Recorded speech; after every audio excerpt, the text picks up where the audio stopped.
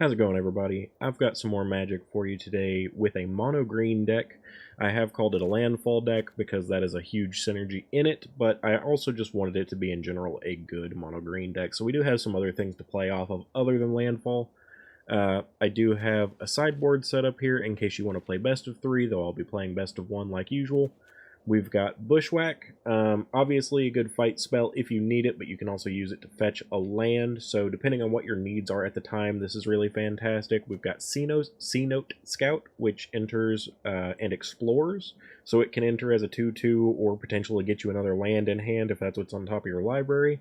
We've got Llanowar Elves, and I've got 2 different versions of it just because I have a 1 of this old print of Llanowar Elf. I could just run 4 of the new print ones, but I didn't want to.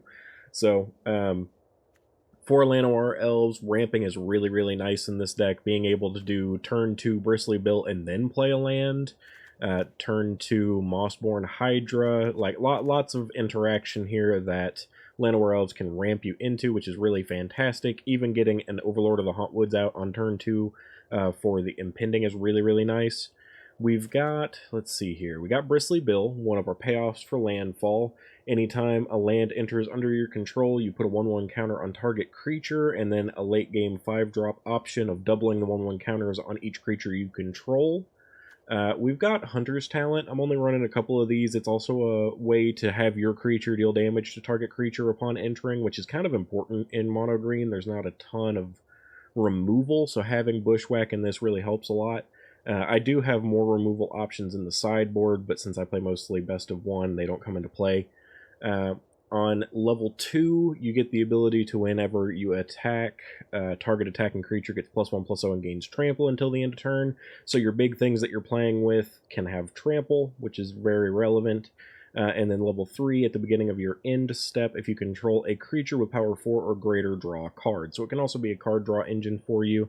I'll be honest, most of the time, if you're going to win with this deck, you're going to win faster than this card really levels up, but it's, whatever you got to do. We've got Quarian Beastcaller, which whenever you cast a creature spell, put a 1/1 counter on Quarian Beastcaller, and when it dies, you can distribute those 1/1 counters among any number of creatures you control.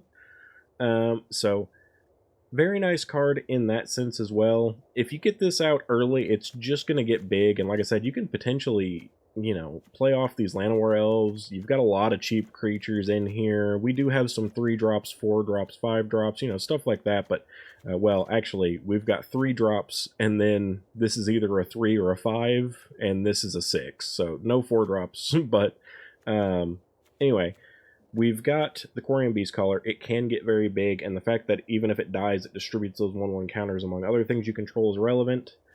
We've got Scavenging Ooze. I have 2 different prints of it. This time it wasn't like the Llanowar Elves where I just wanted to run the different art one. I messed up with my wild cards and ended up getting the M21 version as well, but I still got a playset of Scavenging Ooze, so it works out. Anyway, Scavenging Ooze is a really fantastic card, especially right now where people are doing so much with their graveyards. Having this main board as a 4 of isn't entirely necessary, but since I'm playing best of 1, I like the 4 of. If you wanted, you could sideboard 2 of them. If you want to mix and match with the sideboard a little bit, maybe put in some more of the removal in here and take out 2 of these Scavenging Oozes, you could do that. But this card is actually really fantastic right now with so many people playing graveyard synergy cards. And also, it's a really big target. People want to get rid of it really quickly because it deals with their graveyards, so having more of them tends to be helpful. We've got the Mossborn Hydra, really your biggest payoff for Landfall in this deck. It's really fantastic. It's a 0/0 initially. It comes in with a 1/1 counter on it, and it has Trample, and Landfall, whenever a land enters the battlefield under your control, you double the number of 1/1 counters on it. So if you already have a Bristly Bill out, for example, you can put extra 1/1 counters on it that it will double on the Landfall trigger, which is really nice. This thing can get really gigantic even in just like turn 3, turn 4, depending on when you get it out, because you could get this out turn 2 with a Llanowar Elves, and then play a Springbloom Druid, something else that I really love and I used in my Golgari Landfall deck, that can just enter 2 more lands on top of a land for turn. Not to mention, if your land for turn is a Fabled Passage or an Evolving Wilds, you can trigger it twice just by cracking it. So like, say for example, turn 1 Llanowar Elf, turn 2 Mossborn Hydra, turn 3, you get, I don't know, Evolving Wilds or Fabled Passage, and then after that play a Springbloom Druid and get 2 more landfall triggers. It's pretty fantastic. Now this deck doesn't play any of the From the Graveyard land effects, like Bellows or the elf. I can't even think of its name right now, but the elf that you can crack for returning all of your graveyard lands to the battlefield. So the lands that you sacrifice to Springbloom Druid aren't going to be coming back, unfortunately, but it's still a really nice way to ramp and trigger these landfall triggers more frequently. We've got Sentinel of the Nameless City, also really nice. It has Vigilance. It's a really good target for your Bristly Bill 1/1 counters. It lets you create map tokens frequently. It's a good blocker, so it's a good 3/4 to have. We've got Spinner of Souls, another fantastic green card. It's a 4/3 for 3, which is really nice on its own. It has reach. Flying is very relevant right now, and whenever another non-token creature you control dies, you may reveal cards from the top of your library until you reveal a creature card. Put that card into your hand and the rest of the bottom of your library in any order. So it lets you draw cards, essentially. It's really nice, and people want to kill your stuff constantly, so it's good to have even on its own. Like I said, this is a landfall deck, but it's also just kind of like a mono-green good stuff deck. I wanted this to be a very usable deck and more than just the landfall, because, for example, the Golgari combo landfall deck that I did, if you don't have your landfall, you're mostly just playing a lot of fetch land cards and creatures that tap for land, and it gets kind of useless late game if everyone's already answered all your good stuff. So I wanted this to be a little bit more substantial on its own without just the landfall triggers. We've got the Overlord of the Hauntwoods. Obviously a really good card. You can impend it on turn 2 potentially in this deck, which is fantastic. But even if you don't, whenever you impend or enter this creature or it attacks, you're also going to be creating a land to trigger your landfall triggers again. So it's really synergistic in this deck as well for that. We've got Rampaging Balus, another landfall card. It is a 6-drop, but you should be getting up to 6 mana pretty quickly in this deck because of the ramp options in it. We have options of getting there a little bit quicker. And then it has landfall. Whenever a land you control enters, you may create a 4/4 green beast creature token. So it's a 6/6 that makes a bunch of 4/4s. And like I said, with any of the previous options, get one of these Fabled Passage or Evolving Wilds, crack it, that's 2 landfall triggers, then a Springbloom Druid's another 2 triggers, then a Overlord of the Hauntwoods is another trigger. You can make a lot of stuff happen really fast with this deck on a single turn if you know what your payoff's going to be. So I will go over the sideboard just a little bit here. We've got Keen-Eyed Curator, another card that can affect graveyards really well if necessary. Since this is a mono-green deck, that double green is not that hard to get. And it gets really big as long as you have 4 or more card types among cards exiled this way. So it's almost like Delirium, but for exile with the creature. So, and it's a 3/3 for 2 to begin with, so it is a really good card. We've got 3 of those. We've got Monstrous Emergence as an additional cost. To cast this spell, choose a creature you control or reveal a creature card from your hand, and it deals damage equal to the power of that creature you have chosen. So it's a really good kill spell potentially, and it doesn't even have to be a creature on the battlefield. It can be one in your hand, so it's really nice. Paw Patch Formation, destroy target creature with flying, destroy target enchantment, or draw a card and create a food. I've used this card quite a bit, and it's very good. Pick Your Poison, another card where you have multiple options for 1 green. Each opponent sacrifices an artifact, each opponent sacrifices an enchantment, or each opponent sacrifices a creature with flying. So enchantments, artifacts, or creatures with flying are hit very easily with all of these. Very nice. Monstrous Emergence is just an all-around kill spell. We've got Snakeskin Veil in case you're playing up against decks that are really heavily killing your things. Very, very useful. More Paw Patch Formation than Vivian Reed. This can really help you hit more creature cards particularly, or again destroying those same artifact, enchantment, or creature with flying as our -3.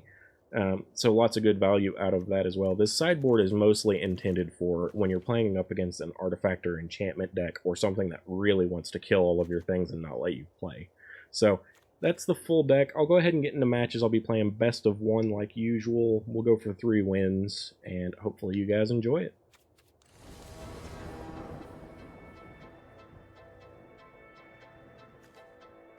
Alright, opponent goes first, which is a little sad, but we've got a really good opening hand here. None of our big landfall payoffs, but we've got a lot of useful stuff here. So I will keep.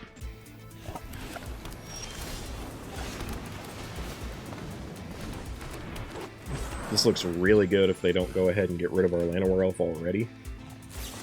Yeah, of course. Draws aggro incredibly quickly. People really hate the Llanowar Elf because they don't want you ramping. So in this case, we're going to go with another Llanowar Elf and a C-Note Scout.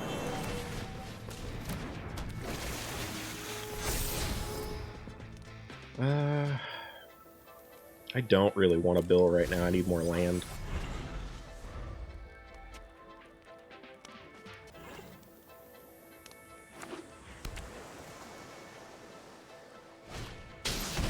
Okay, Pyroclasm. This person really hates you having anything on the board.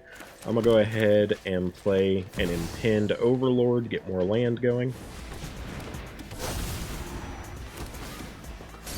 We're up to 4 now, so we can double cast on our next turn and get plenty of value. Our opponent's trying to play an instant win combo, essentially, no surprise. Explains why they don't want me to have anything on board to interrupt them or kill them before they get the chance to get their payoff. And this deck isn't going to be good at fighting it, so this may be a total wash, unfortunately. We'll just have to see. That would be really nice, but it's not happening, so we'll go Quarian Beast Caller and Scavenging Ooze for now.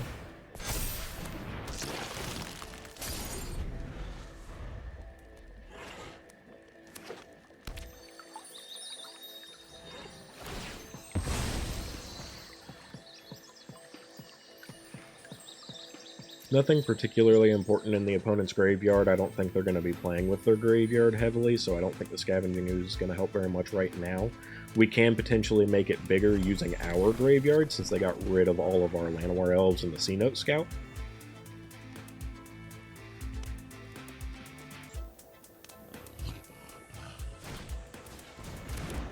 Okay, unable to scream on our Quarian Beast Caller, not really a big deal.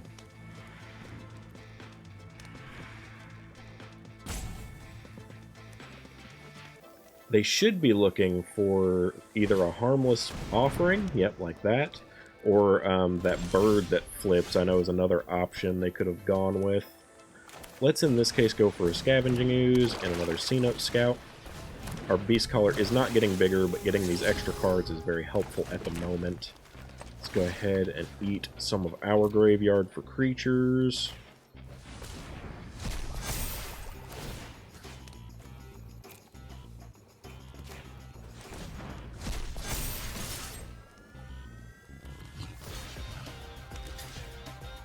We are unfortunately going to have to discard and we got rid of one of our Scavenging Oozes. Discard and sack a creature on this turn.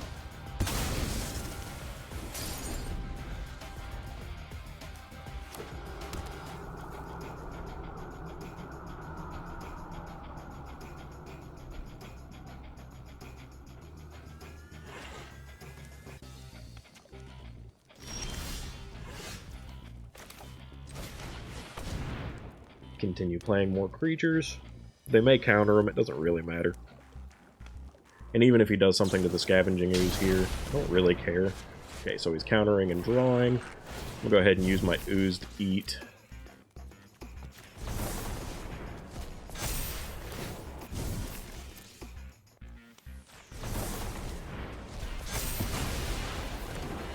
We're going to be sacrificing the Beast Caller at the end of this turn.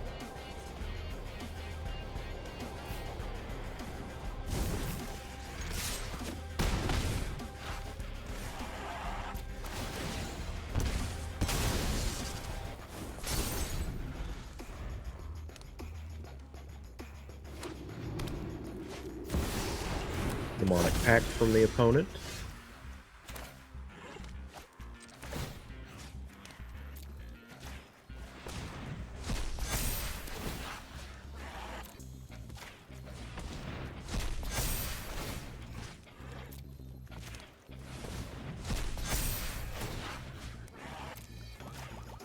Just getting that ooze as big as possible and healing up.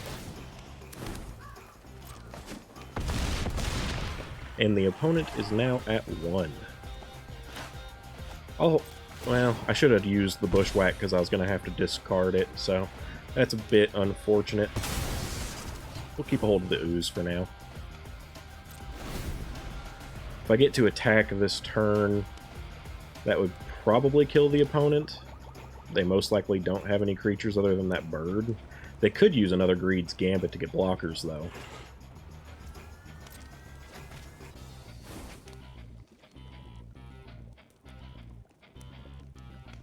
Harmless Offering is not very dangerous for us right now.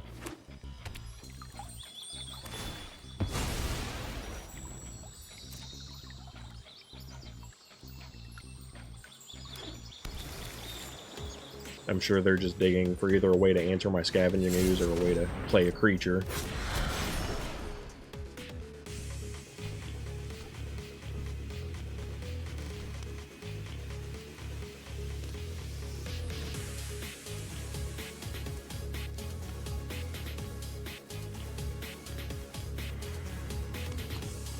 So right now, ideally, we get something that can deal with his creature. If not that, we'll lose our Scavenging Ooze unless we have a creature to play. So a few different things that could help here. We'll have to see what happens.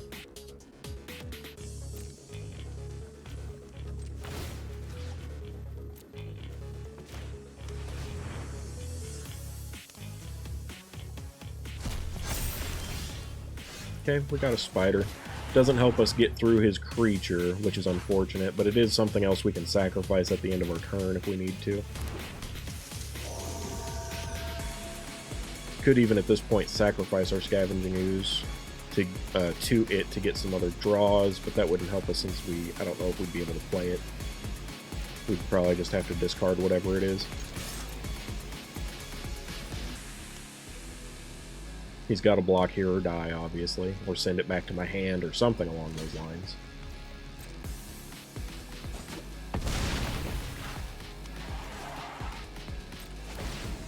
So now I've got to discard and sacrifice. We'll just sacrifice the spider. We can eat the spider to regain that 1 life, which is no big deal, but we really need him not to have a creature so that I can swing through and kill him.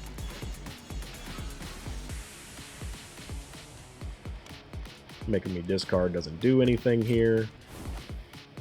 Obviously now he's going to want to use another Harmless Offering to give me that, which could just kill me. Because he's used up. Okay, so we actually did win here. He most likely has already used up his Harmless Offerings and Coveted Falcon. This only has... deals damage. Okay, so it had one additional option on it, or lose the game, so if he had given it to me right now, I wouldn't have lost. As long as I was drawing creatures, I could keep attacking, so he needed a creature or some way to deal with my Scavenging Ooze on this turn or die, and I guess he just didn't have it. So, game 1, that was actually a pretty scary match. I'm surprised that we won, but we did, so we'll move on and try for 2 more.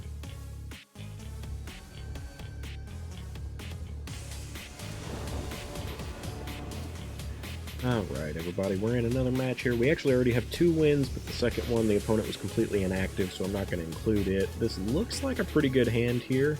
We don't have any of the payoffs for the Evolving Wilds or anything, but we've got a Landfall Elf, so this is pretty alright. Opponent is going first, which is sad, but happens. Let's go ahead and get that Landfall Elf going, and maybe we'll have something useful to do.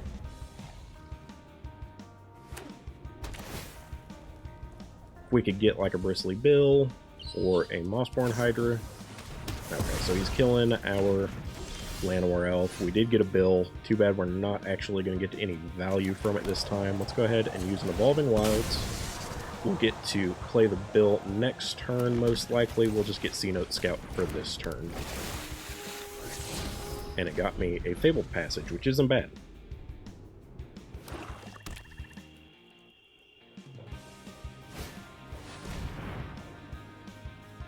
Looks like the opponent's probably going to be playing a graveyard deck.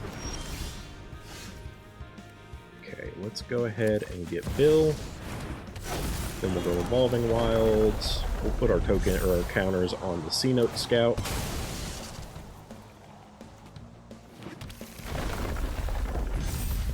We don't want to put the counters on Bill because that'll just make it a bigger target anyway.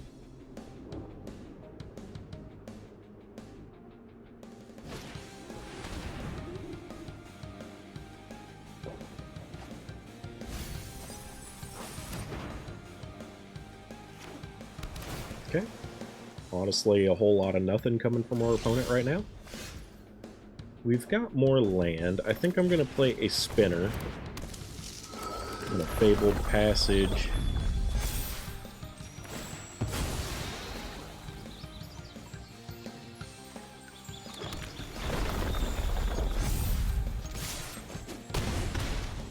We do have the Bushwhack still for more land if we wanted, but at this point I don't think I want to use it. I would probably rather just hold it at the moment.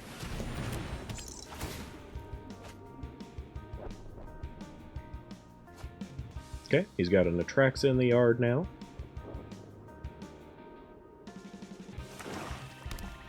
Which, if he somehow manages to bring it onto the battlefield, we can answer it.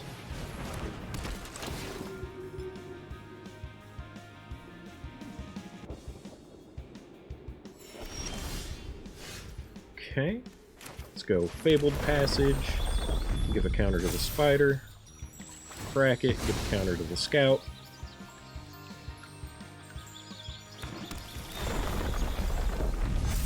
Let's go ahead and go here. Get that out of the way. Use this to fight.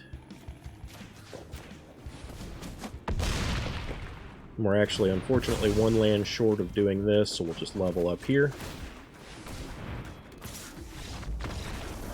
Alright, another easy win. We're actually on 3 wins, but that will be the second one for the video. We'll go into, which this should kill them here, that's why they gave up, but we'll go in to see if we can't get a third one for the video, a good one, instead of people just being AFK.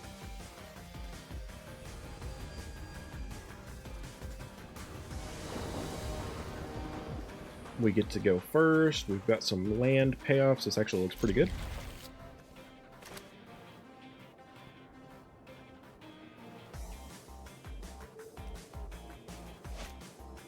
Waiting on our opponent.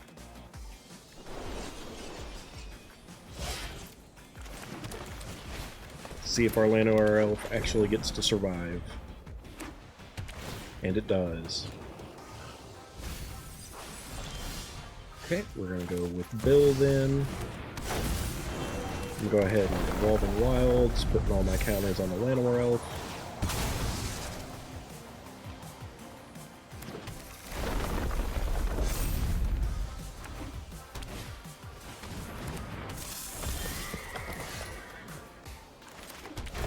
I think I'm going to go ahead and go Spinner this turn. That way I can attack with the Landor Elf.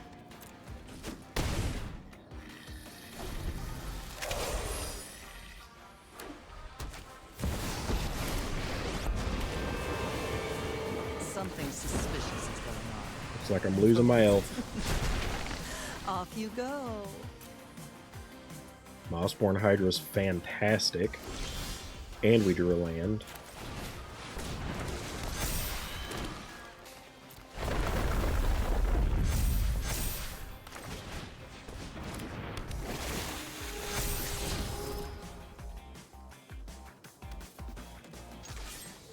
Could get rid of my Bill here by blocking. Looks like they want to, but I still get rid of the Lily. And Bill isn't doing actually much for me at the moment.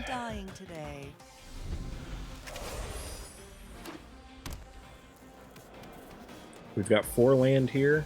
I think I'm going to use Bushwhack and Hauntwoods. That was totally the wrong thing to get rid of, but okay. Hauntwood Impinned.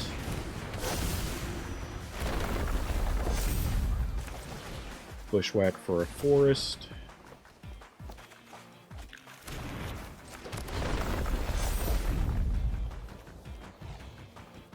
For now, we'll hold off. And we win.